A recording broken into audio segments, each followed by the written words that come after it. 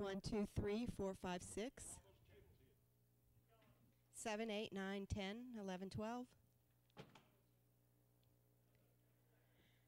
10 seconds.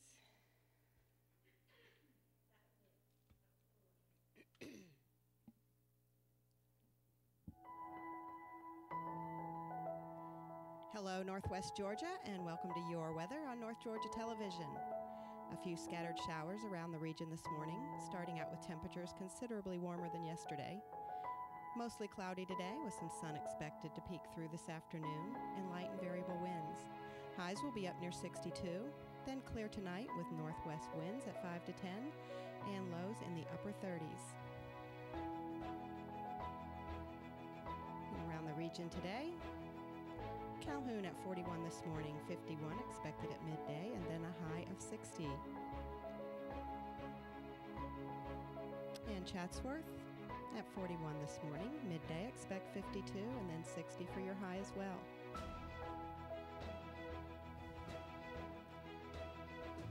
Chickamauga, 42 this morning, 53 at your noon hour, and then 60 for your high.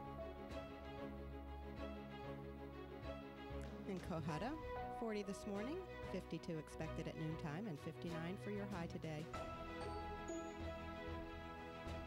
And Dalton began at 42, midday look for 52, and 60 for the high this afternoon.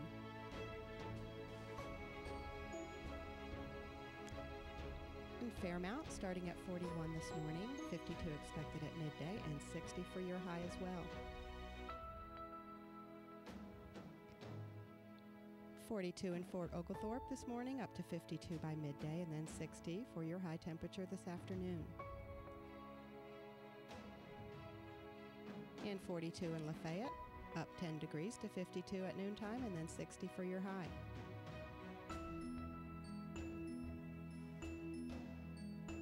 Ringgold had a morning low of 42, looking at 53 at noon, and then up to 59 this afternoon. And your 7-day forecast. Partly cloudy tomorrow, highs in the low 70s. Cloudy skies continue overnight, clearing late with lows in the upper 40s. Thursday, mostly cloudy with a chance of showers, high back in the low 70s, and winds south-southeast at 10 to 15. Rain chances increase overnight with a half of an inch expected, lows in the mid-50s. On Friday, cloudy with occasional showers and thunder possible, highs around 74. Showers Friday night, lows near 50 with fog coming in after midnight, winds southeast at 5 to 10. On Saturday, partly cloudy with afternoon thunderstorms and highs in the upper 70s, lows overnight in the upper 50s with light and variable winds. And Sunday, a mix of sun and clouds with scattered thunderstorms, highs in the upper 70s, more storms overnight with lows near 60. And on Monday, scattered thunderstorms again, highs could hit 80, showers overnight, lows in the upper 50s. And on Tuesday, considerably cloudy, occasional, showers and highs in the 70s, overnight lows in the low 50s. That's your weather. Whatever the weather, we hope you have a blessed and beautiful day.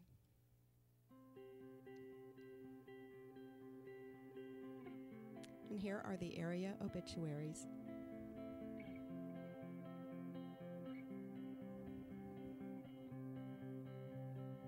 Philip Lane, age 78. Philip Lane of Cohutta passed away Friday, March 22nd at Hamilton Medical Center. A memorial service will be held for Mr. Philip Lane on Saturday, April 6th at 2 p.m. at the Pleasant Grove Chapel of Julian Peoples Funeral Home. The family will receive friends at the funeral home Saturday, April 6th from 12 noon until the 2 p.m. service.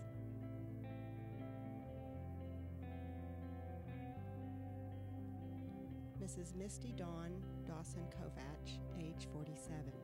Misty Kovach of Dalton departed this life Thursday, March 28th at Memorial Hospital. The family will celebrate Misty's life privately at St. Joseph's Catholic Church. In lieu of flowers, Misty requested that friends and family to commit to one random act of kindness towards another or make a donation to St. Jude's Children's Research Hospital. Mr. Ramanbai Revabai Shadari, age 76. Ramanbai Shadari of Dalton departed this life Thursday, March 29th, at his residence. The family will receive friends from 10:30 a.m. until noontime on Tuesday, April 2nd at the Ponders Melrose Chapel in Dalton. Cremation service will follow at 12 p.m.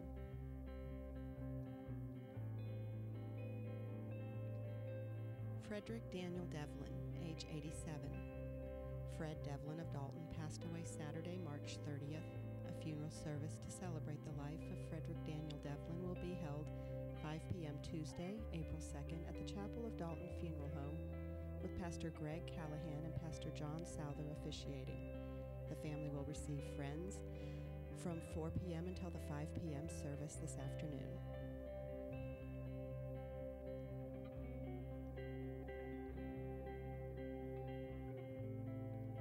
Mrs. Donna Faye Patty Marquardt, age 56. Donna Faye Marquardt of Tunnel Hill departed this life Thursday, March 28th. Mrs. Marquardt, born October 11th, 1962 in Rome, Georgia. To fulfill Miss Marquardt's wish, she will be cremated and no formal service will be held. Arrangements by locally owned and operated Ponders Melrose Chapel.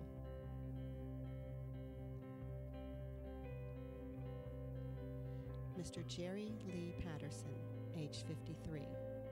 Jerry Patterson of Fairmount departed this life Friday, March 29th at his residence. Service to celebrate the life of Mr. Jerry Lee Patterson will be held Tuesday, April 2nd at 2 p.m. from the Ponders Melrose Chapel, with Donnie Patterson officiating. The family will receive friends at the funeral home Tuesday from 11 a.m. until the 2 p.m. service.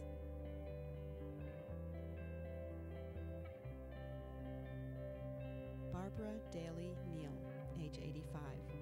Barbara Neal of Dalton passed away Sunday, March 30th at Regency Park. The funeral service will be held Wednesday, April 3rd at 2 p.m. at the Pleasant Grove Chapel of Julian Peoples Funeral Home. Burial will be in Whitfield Memorial Gardens. The family will receive friends at the funeral home Tuesday, April 2nd from 6 p.m. until 8 p.m. Memorial contributions may be made to the American Alzheimer's Association. Miss Michelle Denise Walker, age 50. Michelle Walker of Dalton passed away Friday, March 29th. Homegoing service will be held Thursday, April 4th at 1 p.m. at Hopewell Baptist Church in Dalton, with Elder Wendell Smith and other ministers officiating. The family will receive friends at Willis Funeral Home on Wednesday, April 5th from 6 until 7:30 p.m. Interment will be in West Hill Cemetery. Mr. David Larry Blaylock, age 80. David Blaylock of Dalton passed away Friday, March 29th at Hamilton Medical Center. Services were held Monday at 1 p.m. at St. Mark's Episcopal Church with Reverend Susan Butler officiating. In lieu of flowers, memorials may be made to St. Mark's Episcopal Church or the Deo Clinic of Dalton.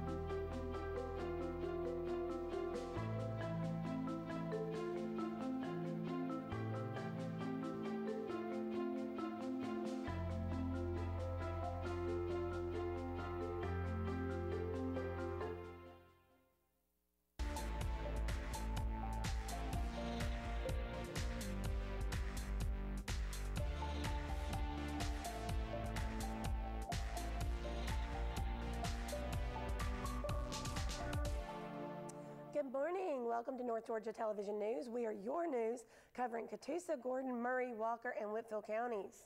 I am Connie Hall Scott. And I'm Alexis Scott. Pardon me. And in the news today, a look at Georgia's 2019 final legislation day, the nation's positive economic growth under the Trump administration, resignation of the U.S. Small Business Administration Administrator, and a look at distracted driving, which I hate, distracted driving. Also, coming up, Georgia Gas Price Report and jobs and unemployment in Georgia. All about the new Anna Shaw Children's Institute and upcoming events around the region. And only one more legislative day to go. Indeed, the gavel will fall, sorry y'all, for the last time this evening, marking the end of 2019 legislative session. Let me get with it. Let me try all this all again. With that in mind, we will waste no more time and dive right into our legislative updates. The governor signed SB 106 into law on March 27th, officially empowering the governor and the Department of Community Health to draft and submit a plan for Georgia's partial Medicaid expansion. Specifically, Governor Kemp may submit a 1332 waiver to customize the private health insurance market and an 1115 waiver to expand Medicaid for those living up to 100% of the federal poverty level. It is important to remember that this bill only grants Governor Kemp the authority to submit a waiver. There is still much work to be done. It is our hope that Governor Kemp will keep the needs of Georgians with disabilities in mind as he crafts his waivers. The House and Senate worked out their differences in conference committee on April 28th, while you can find the full version of the FY 2020 budget online at opb.georgia.gov. And the Senate Regulated Industries and Utilities Committee made significant changes to HB 324. Scheduled for a vote in the Senate last Friday, the bill passed with a vote of 44-8. Among the many changes the Senate made include provisions to create the Georgia Access to Medical Cannabis Commission with the authority to import low THC oil from other states, as well directing the University of Georgia and Fort Valley State University to research and cultivate low THC oil.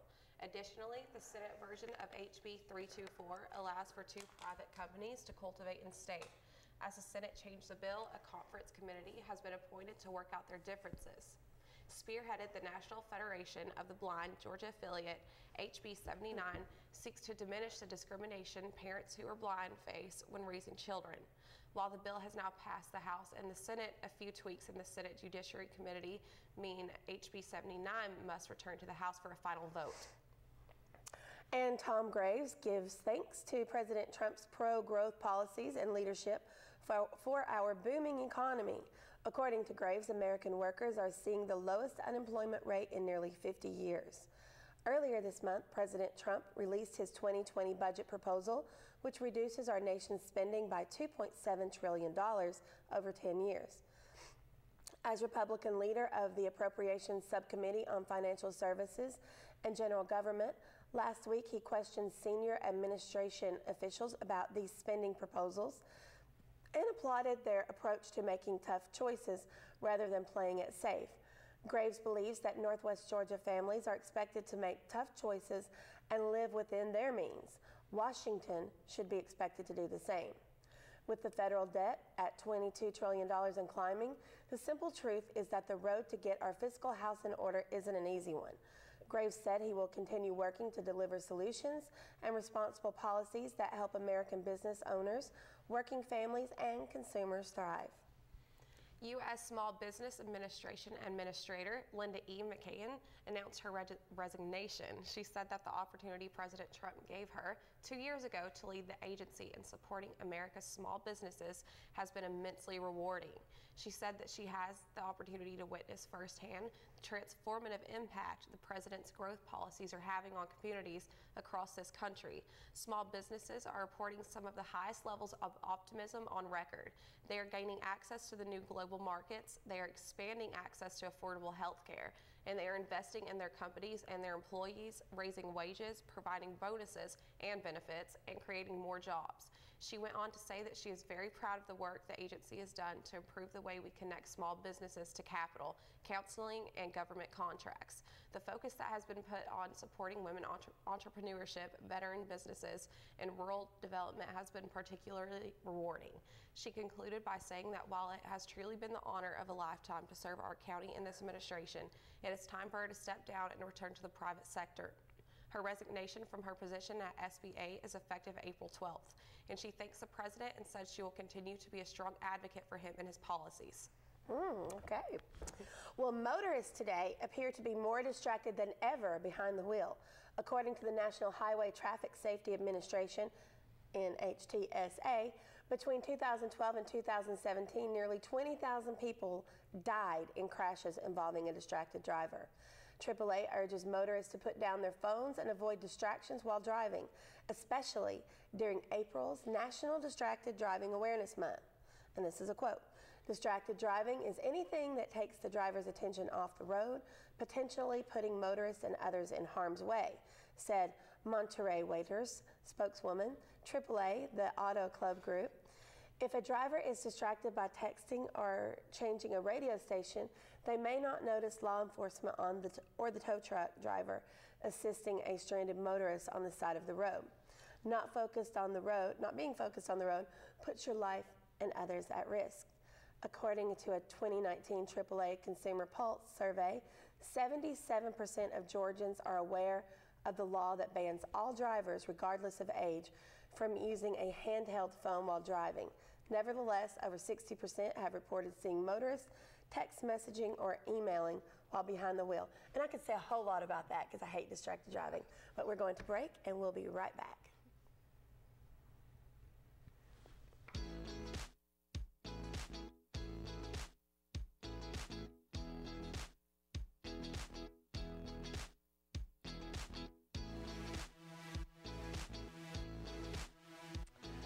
Guys, I'm Connie Hall Scott, and my show, The Talk with Connie, is right here on North Georgia Television, and I hope you'll join me and my very, very interesting guests as we dish on, well, just about everything. Meet local and regional entertainers, newsmakers, motivators, and all kinds of ordinary people doing extraordinary things.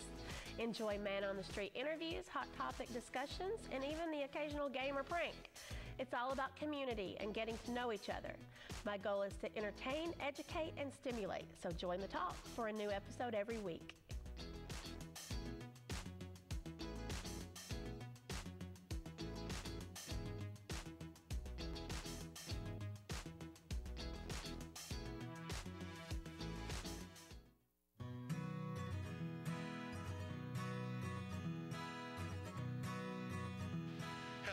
This is Donnie Worley down at Powell's Town Square Cafe in the heart of historic downtown Dalton, Georgia. We're here at 116 West King Street, where Powell's Country Kitchen was located for over 40 years. We want to thank all our family and friends and wonderful, wonderful guests for coming down and supporting us this last year, and invite you to come down and check out some of our new menu items and specials and our wonderful specials every week for the month of March to celebrate our 1-year anniversary. Thank you again, and come down and enjoy a little fellowship and some of the fine programming on North Georgia Television, always playing on our TV here to support all our local businesses.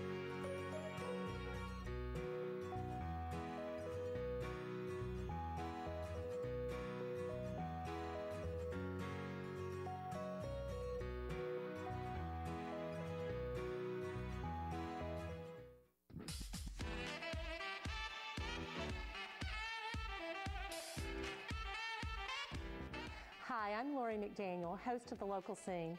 We've all heard it a million times. There's nothing to do around here. Well, The Local Scene exists to prove that statement wrong. We promote events, festivals, fundraisers, and exciting news about what's going on in Northwest Georgia. If you're looking for something to do, tune in. If you've got an event or something special you want to promote on the air, let us know so you can be a guest on the show. Hey, free publicity doesn't grow on trees, you know. If you'd like to be on The Local Scene, please email WDNN at info@WDNNTV.com with the subject line, The Local Scene, or call us at 706-278-9713. Nothing to do, as if.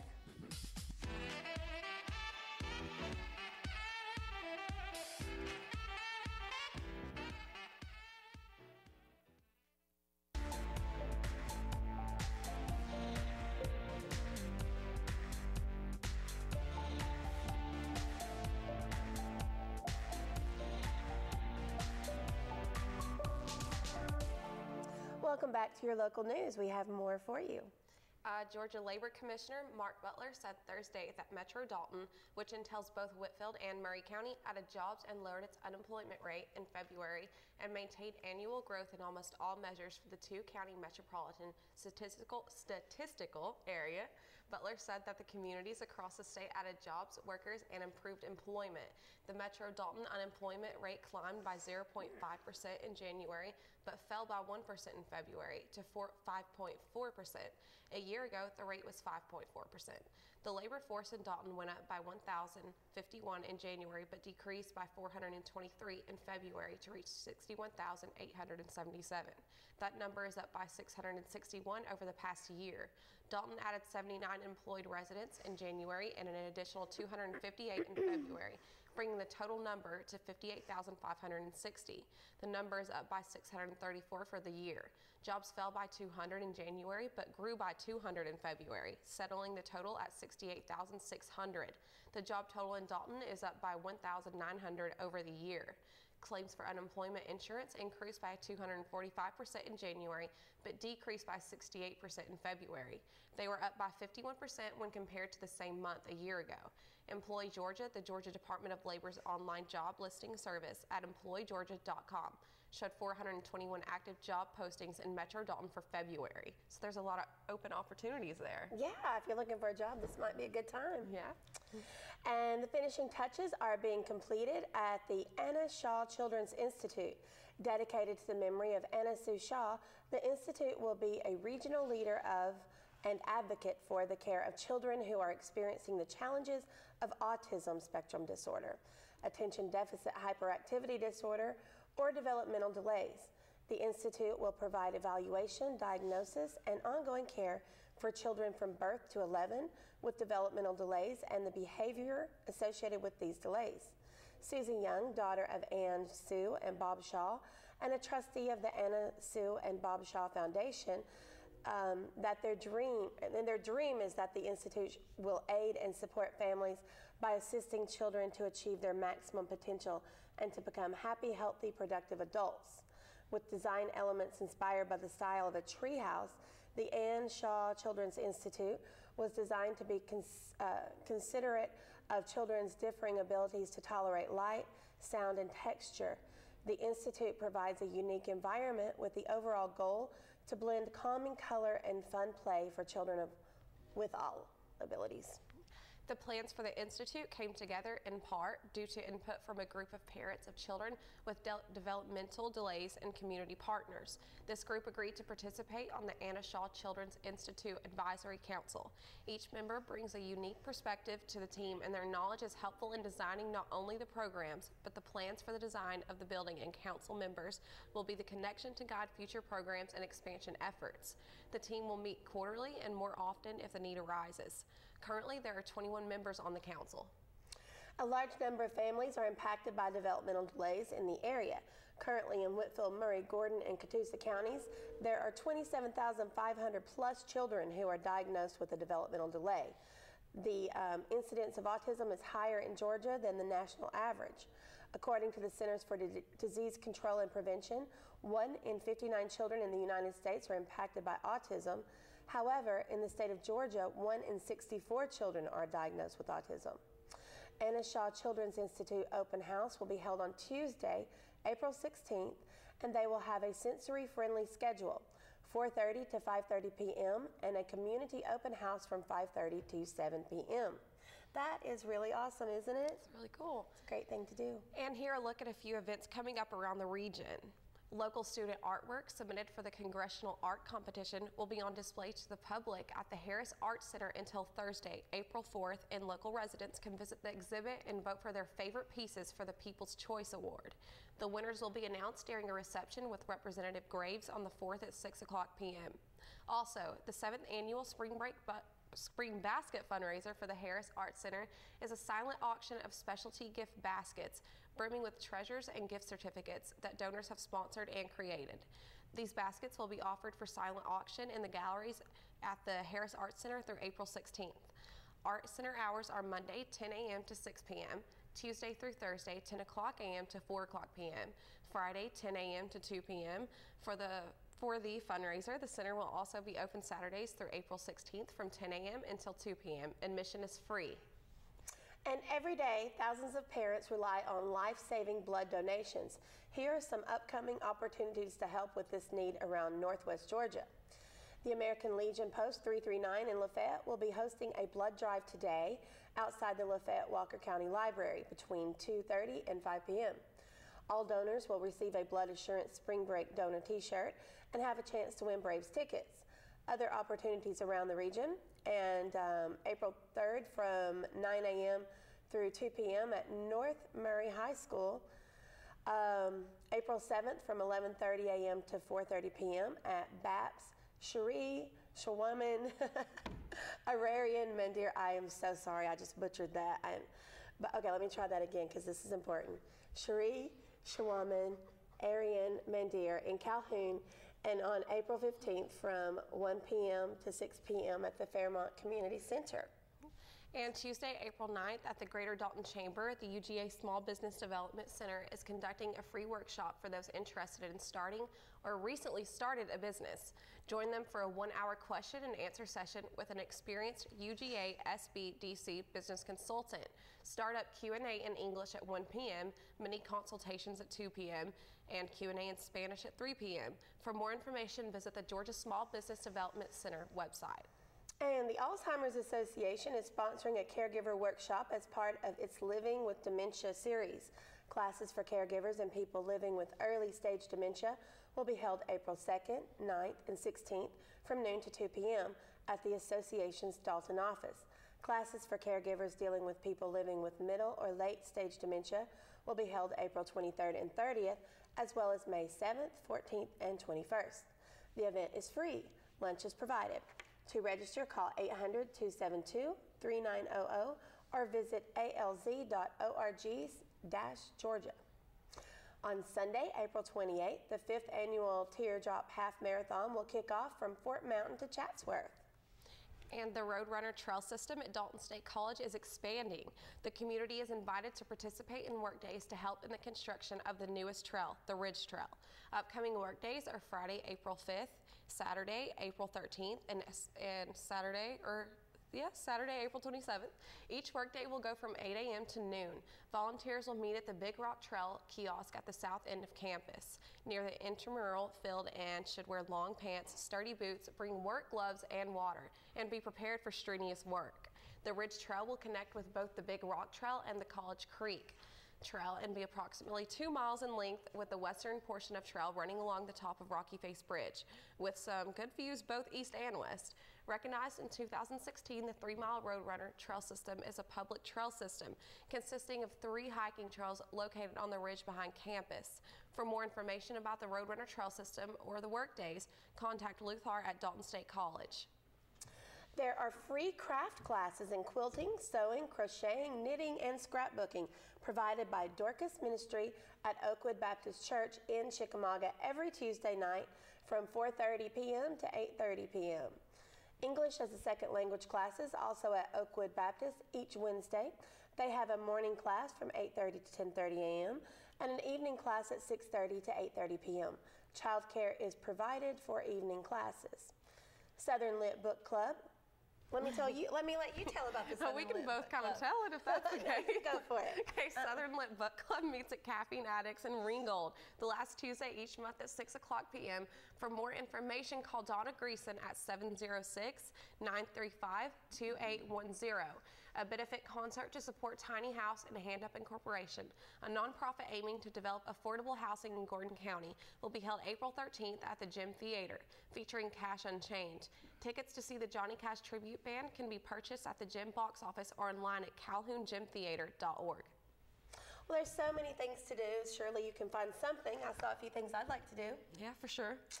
And we have enjoyed providing you with your local news today. Please join us again tomorrow.